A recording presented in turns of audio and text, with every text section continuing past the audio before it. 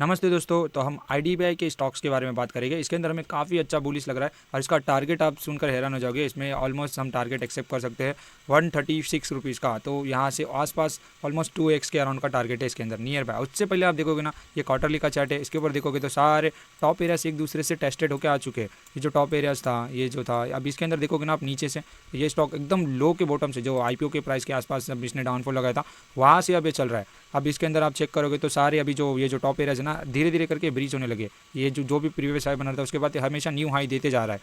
तो अब इसके अंदर follow up demand zone check करोगे तो कुछ तो क्वार्टरली पर बना नहीं, बट इसे हम डिमांड जोन जैसा कंसीडर कर सकते हैं क्योंकि इसको ईएमए का भी सपोर्ट है। बाकी कुछ खास नहीं है ये एरिया भी, बट ये क्वार्टरली का डिमांड जोन है, तो इसके अंदर में कुछ ना कुछ हमें देखने मिल सकता है। और अपोजिट साइड पर आप देखोगे ना, क्वार्टरली पर कुछ नहीं है। अब इसको मंथली पर चेक करते हैं तो मंथली पर कुछ नहीं है। एक एरिया, ये जो टॉप एरिया है, इसकी क्लोजिंग आप चेक करोगे तो इसने इसको तो ब्रीच नहीं किया है कभी। इवन इस यहाँ पर काफ़ी टाइम से होल्ड रहा, और ये जो यहाँ पर इससे भी टेस्टेड हो गया। जिस लेवल ने इसे ब्रीच किया था, इसको भी इसने टेस्ट कर चुका है। अब इसके अंदर देखोगे ना आप, कुछ खास नहीं है। नियर बाय ऑलमोस्ट इसको आप इस रेंज में बेच सकते हो, 130 के रेंज के आसपास, 128 और 130 के आसपास इसको आप बेच सकते हो इस रेंज में। और अब रही बात इसकी एंट्री लेने की, तो एंट्री के लिए तो कुछ खास डिमांड जोन बने ही नहीं है जो फॉलोअप हो। बट फिर भी ये एक डिमांड जोन है जो मंथली का है। मंथली में इसके ऊपर काफ़ी बेस कैंडल है। हमने तो इसे यहाँ से बाई करके ऐड करके रखा है ऑलमोस्ट 44 के अराउंड से, जब ये यहाँ पर आया था तभी से। और अब ये फिर से मंथली के एक डिमांड जोन में है। और आप अपोजिट साइड पे चेक करोगे ना, तो इसने नियर बाय जो वीकली का, जो न्यूली फॉर्म मंथली का जो टॉप एरिया है ना, उसको भी फिर से टेस्ट कर चुका है। बट फिर भी अब इसके अंदर मंथली का ट्रेंड अप है, वीकली का ट्रेंड अप है, और इवन क्या बोलते हैं, monthly EMA, daily EMA, weekly EMA, quarterly EMA, सारी ईएमए का इसको सपोर्ट है। और अपोजिट साइड के सप्लाई जोन तो आपने चेक कर चुके हैं। ये सेम महाराष्ट्र बैंक जैसी है। और जितने भी है ना, यानी कि पीयूसी बैंक का सेक्टर ही इतना अच्छा खासा बुलिश मूवमेंट दे रहा है, जिसकी वजह से उसके स्टॉक्स क्यों पीछे रह गए। अगर स्टॉक चलेंगे तो ही सेक्टर में बुलिश रन आता है। तो अब हम इसके अंदर वीकली पर चेक कर सकते हैं।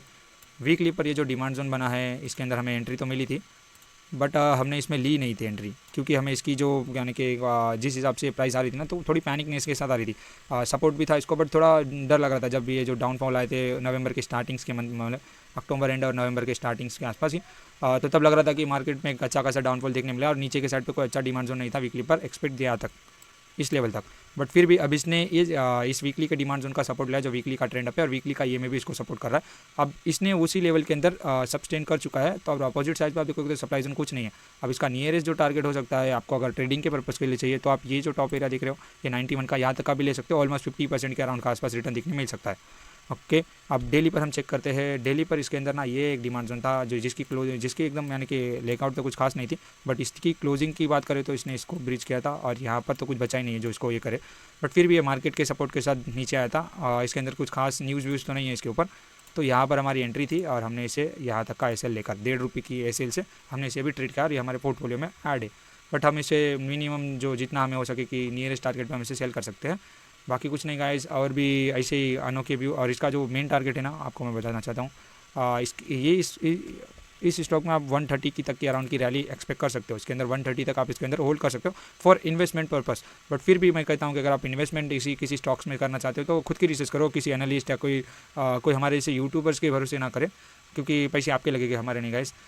Thank you so much. आज के लिए इतना ही। Trade well, trade safe, happy trading guys.